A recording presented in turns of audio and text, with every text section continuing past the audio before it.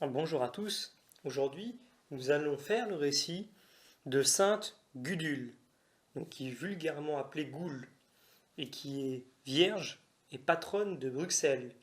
Elle est née en 652 et est morte en 710 de notre ère. Alors cette sainte, que la capitale de la religieuse Belgique a adoptée pour sa patronne, descendait d'une des plus illustres familles du Brabant. Elle avait pour père le bienheureux Witger, et pour mère sainte Amalberg.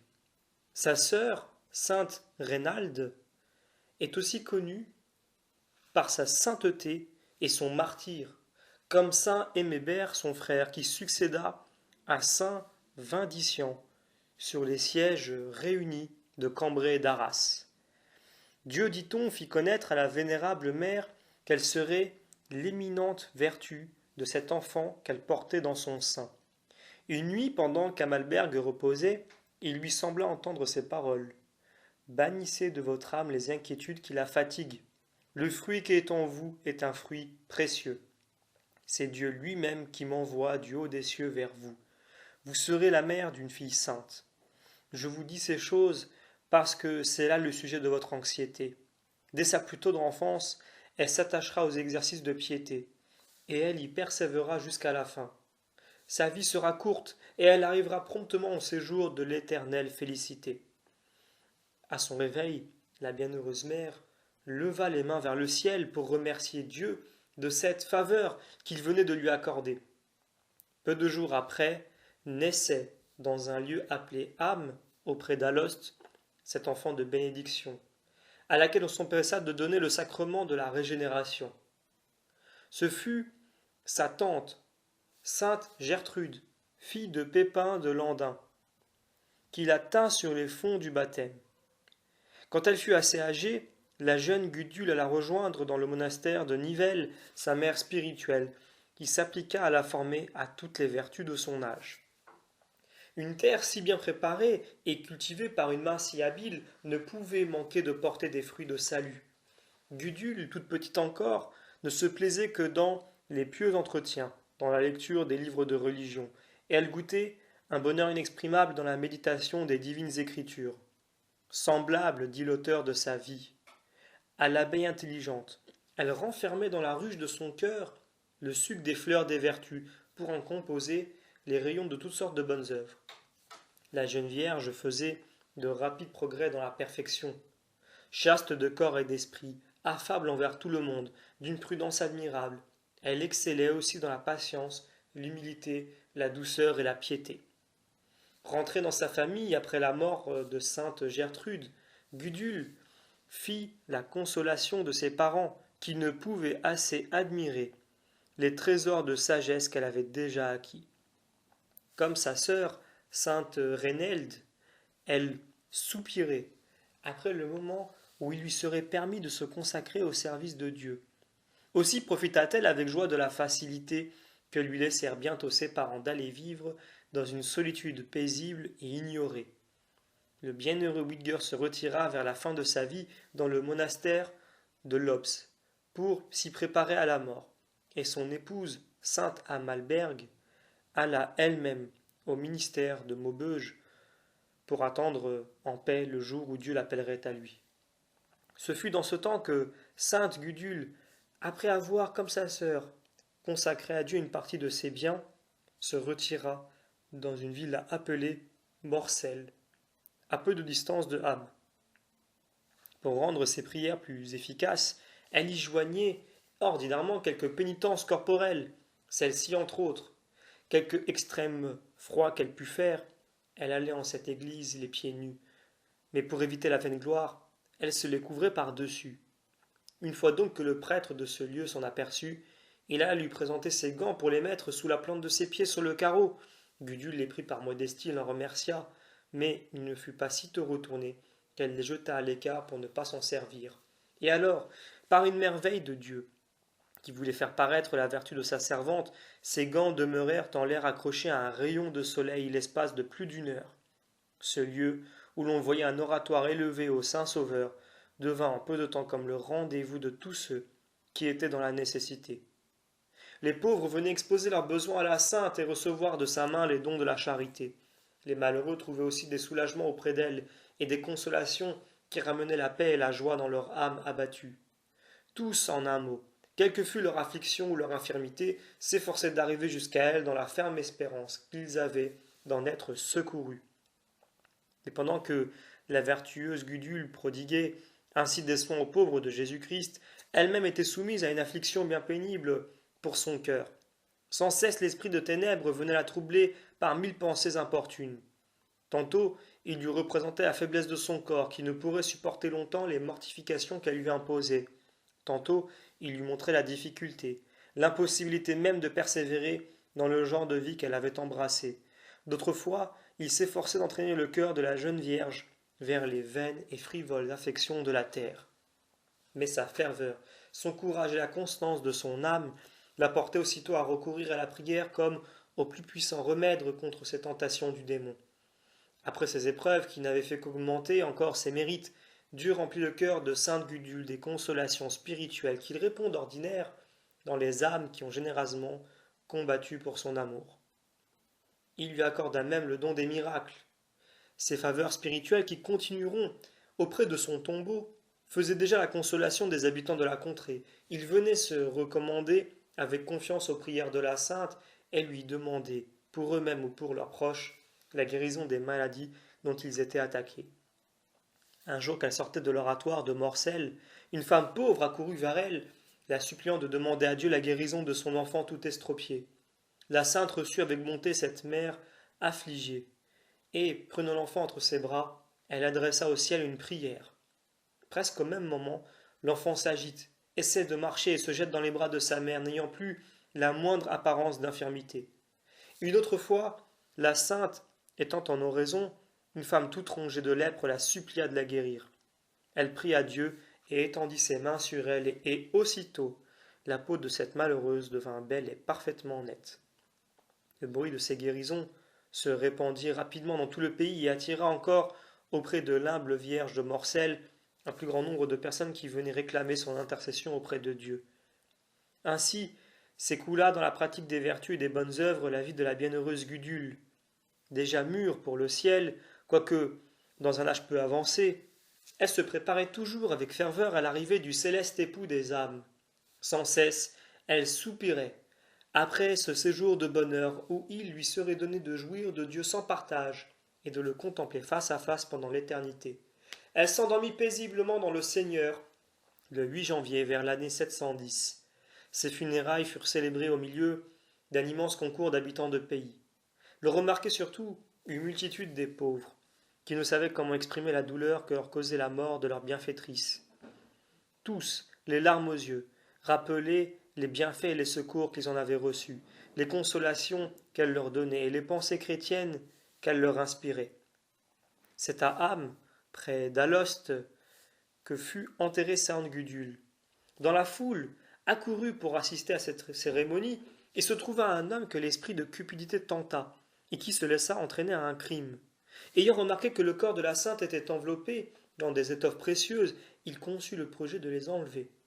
La troisième nuit, après l'inhumation, il s'introduisit secrètement dans le lieu où le corps avait été déposé, et, sans que nulle crainte divine ou humaine fût capable de le retenir, il déroba tout ce qui avait été renfermé dans le tombeau.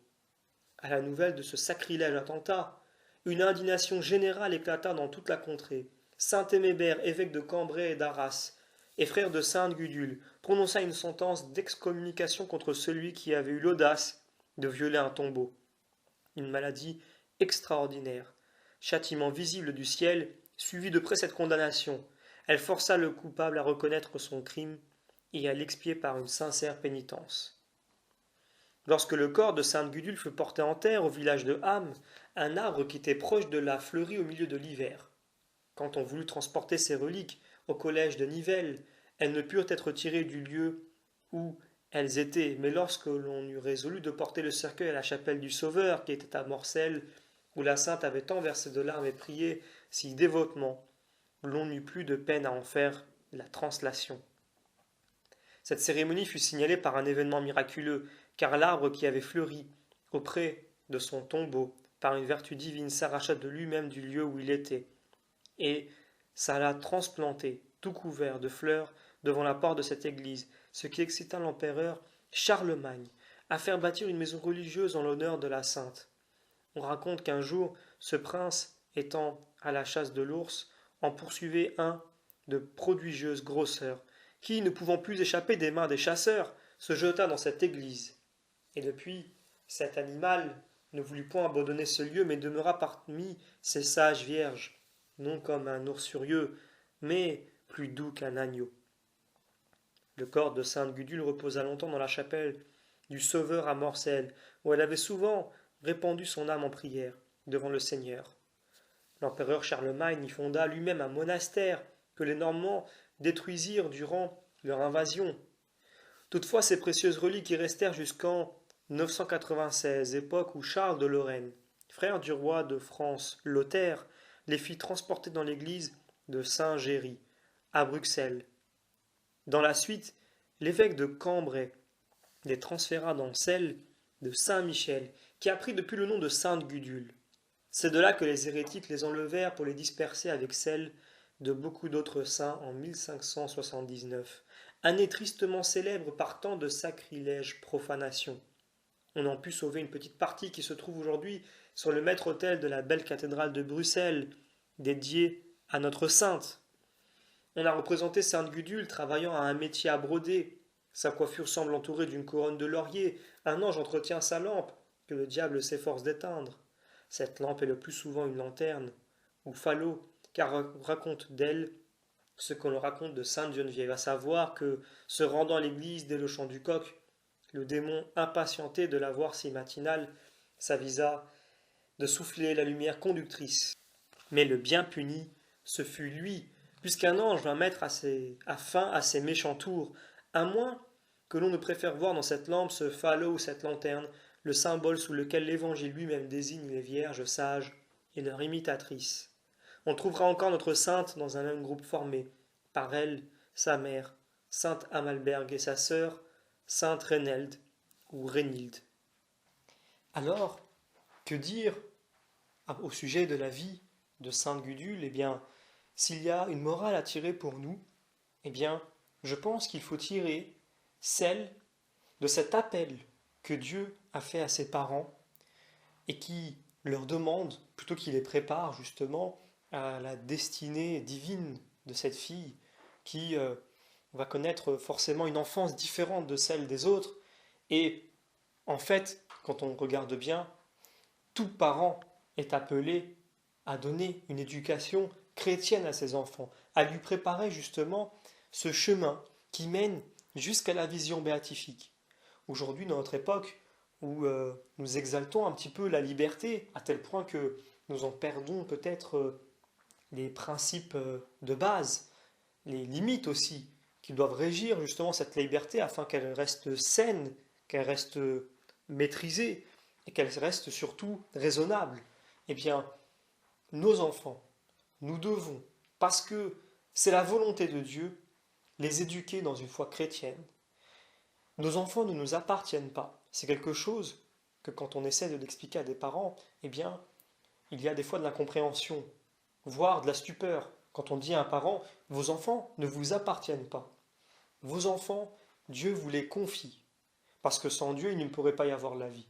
Et si Dieu a permis que vous donniez naissance, c'est parce qu'il veut que durant cette vie, vous, parents, vous ayez la responsabilité, puisque vous êtes les parents physiques de l'enfant, et que Dieu, lui, est le père spirituel de l'enfant, puisque c'est lui qui vient déposer l'âme dans le corps au moment de la conception, donc au moment de la nidation. Et c'est à ce moment-là, du coup, que l'enfant commence déjà, même si c'est encore un fœtus, mais c'est un enfant en puissance, mais il existe déjà à ce moment-là. Et donc, quoi que l'on fasse, qu'il y ait avortement ou pas, de toute façon, l'âme de cet enfant va se retrouver de l'autre côté, et cet enfant existe déjà. Donc, aujourd'hui, en tant que parents, nous devons savoir que nous avons cette responsabilité d'éduquer nos enfants dans ce chemin qui mène donc au Christ et à la vision béatifique, parce que c'est une mission qui nous est donnée par Dieu. Cette mission nous est léguée par Dieu. Et nous ne pouvons pas dire, eh bien non, aujourd'hui, je vais laisser à mon enfant le choix, puisque c'est une question de vie, clairement. C'est une question aussi d'éducation, puisque les valeurs chrétiennes en soi, eh bien, ne sont pas contraires aux bonnes valeurs que l'on souhaiterait donner à ses enfants, si jamais on souhaiterait les donner en dehors de la foi chrétienne.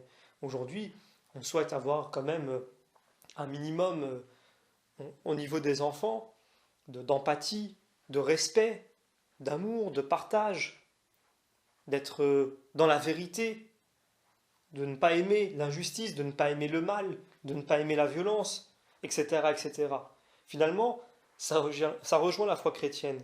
Mais qu'est-ce qui fait que la foi chrétienne est différente? C'est que il y a la croyance en un Dieu créateur qui a un projet pour chacun d'entre nous et qui nous prépare à la vision béatifique. Et donc, il y a aussi le fait que nous sommes faits pour Dieu. Et comme nous sommes faits pour Dieu, eh bien ce n'est pas possible, ce n'est pas normal, ça ne correspond pas à l'homme de vivre sans Dieu. Donc donner la liberté à son enfant de choisir finalement entre le bien et le mal, c'est un peu nier ce rôle que nous avons, qui nous est donné par Dieu. C'est donc fuir en quelque sorte cette responsabilité, et il n'y aurait aucune différence à dire, eh bien, je laisse le choix à mon enfant, lui qui est tout petit, entre dormir tôt ou dormir tard, entre manger équilibré ou ne pas manger équilibré, entre avoir de bonnes fréquentations ou de mauvaises fréquentations, entre prendre finalement de la drogue ou s'abstenir. C'est à lui de décider, il est libre finalement. Donc, nous devons savoir que cet appel qui est reçu par les parents de Sainte Gudule, en fait, c'est un appel, même si là c'est un appel, mais c'est aussi une préparation, eh bien, en quelque sorte, il y a cet appel de Dieu qui vient nous dire, eh bien, préparez-vous, parce que cet enfant, c'est aussi le mien. Et moi, je vous le confie, je vous donne cette capacité à donner la vie physique, et je vous donne aussi l'occasion d'être participant justement à travers l'éducation du salut de cet enfant, afin que un jour, tous ensemble, nous puissions nous retrouver dans les béatitudes éternelles que nous promet la Sainte Trinité et la vie donc avec Dieu, en contemplant Dieu. Alors, demandons justement à Sainte Gudule et à toute sa famille de prier pour nous. Sainte Gudule, priez pour nous.